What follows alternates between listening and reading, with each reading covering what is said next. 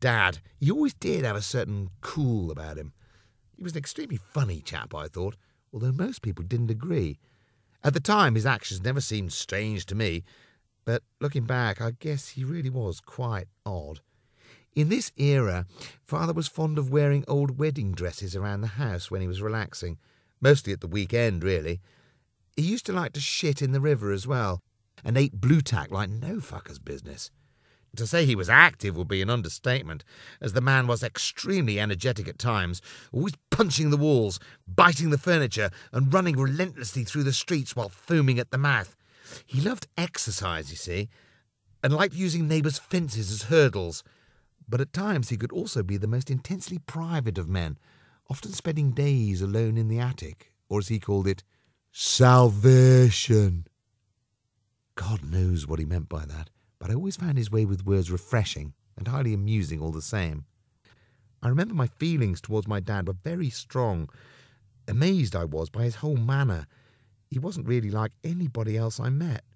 Great bloke, I thought. And although my mother didn't agree with me on this, they plodded on together as an item.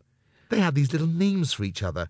Mother used to call him the Devil and the Bastard, and occasionally a sheer nightmare of a man. Dad called her the Bitch and the Beast. Dad had a big gun, a shotgun in fact, that had belonged to his grandfather Lance. It was a massive double-barrel blaster with the words "fuck off" inscribed into the handle. For my 10th birthday, he even let me fire it, insisting that I fire it at the antique chandelier in the living room. Mum was terribly cross when she found out, as the chandelier was a family heirloom, passed down right from the 15th century. She cried all night, as I recall. Anyway, that was the only time I ever got to use that gun. Dad, on the other hand, loved firing it whenever he got the chance to do so. Some nights he would be in the back garden, firing shells into the bushes. "Die, you little pests!" I heard him scream. He would also shout about these little men, which he called the Bolters, who were led by their orange-skinned master, Scanu. Apparently, these Bolters had slaughtered some of Dad's good friends at a music festival in the late 60s. Hairy Harry and his hippie Huges were cut into tiny bits, apparently.